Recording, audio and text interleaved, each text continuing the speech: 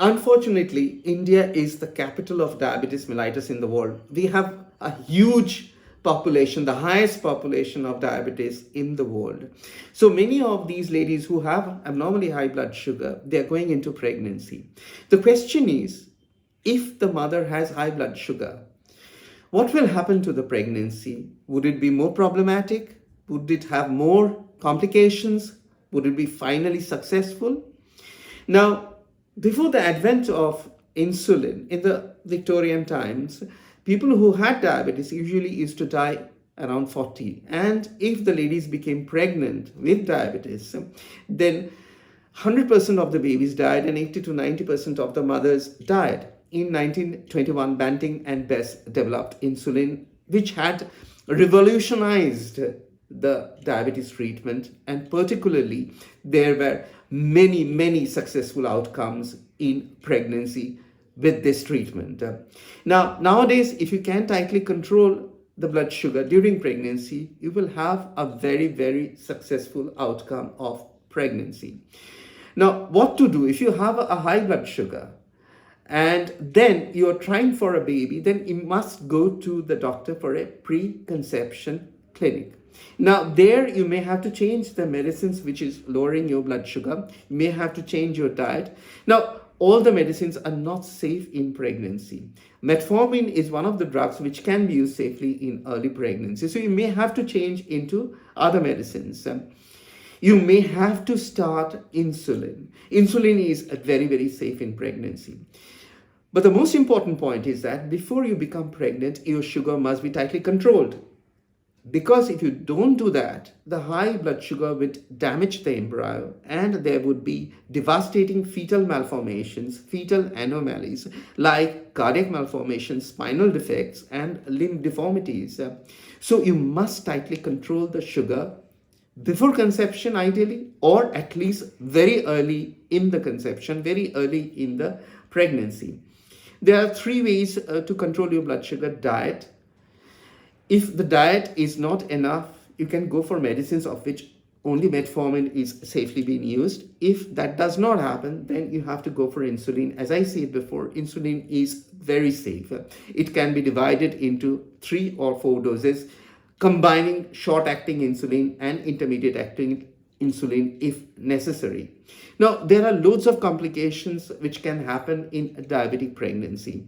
Now, there are maternal complications, baby's complications, all the maternal complications which can normally happen in pregnancy are aggravated. Incidence or the prevalence becomes much more if the mother is diabetic or having high blood sugar.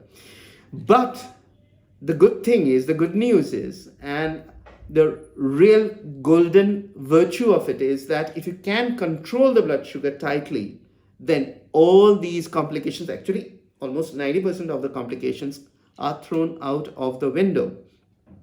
So throughout the pregnancy, tightly control the blood sugar and go on using the tools, the technological tools we have to look at the well-being of the baby. Now, from outwardly, your blood sugar may be controlled, but maybe the amniotic fluid is increasing in volume.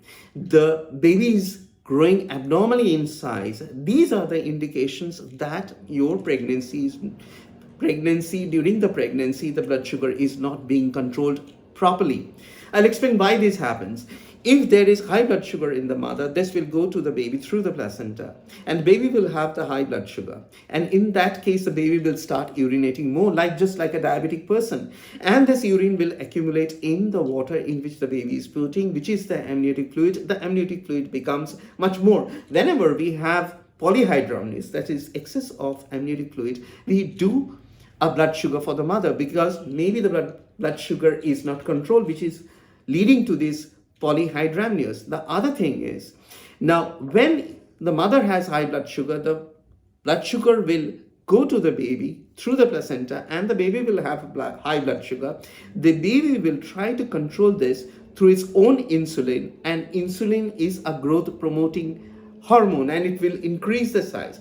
As such, all the pregnancy hormones are anti-insulin and will tend to increase the blood sugar in the mother. So as the pregnancy progresses, the baby becomes bigger, more of these pregnancy hormones will counteract the good effect of insulin and will increase the blood sugar. So if by diet or medicine the blood sugar is not controlled, we have to start insulin, and it has to be given until the end of the pregnancy. It works brilliantly. As a consultant obstetrician, especially interested in diabetic pregnancy, and I have insulins up to 250 units per day for a mother, and I have so many successful outcomes, almost as successful as any normal pregnancy. Again, as the pregnancy progresses, at the end, if the blood sugar is not properly controlled, there may be sudden demise of the baby inside the womb. Now, if the baby increases in size, it not only increases in size, the blood, the RBC increases in the baby. It can cause sudden thrombosis, and this sudden lack of oxygen can lead to acidosis in the baby. These are life-threatening conditions. So particularly at the term of the pregnancy, you have to be very careful about the control of blood sugar. If the blood sugar is fully controlled and you have a very good supervising team, the patient can be having a normal delivery. But if not, if the things are going out of control, the baby is getting bigger, there's polyhydramnios, the mother's blood sugar control going haywire, then you have to deliver early. And always remember, in case of a diabetic baby,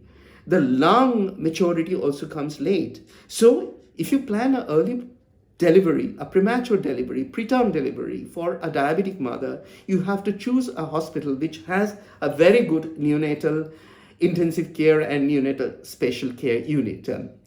Please subscribe my channel to know more about these pregnancy complications and aspects of pregnancy so that I can give you advice through this. Please like these videos to inspire me and to help me dish out more of these videos.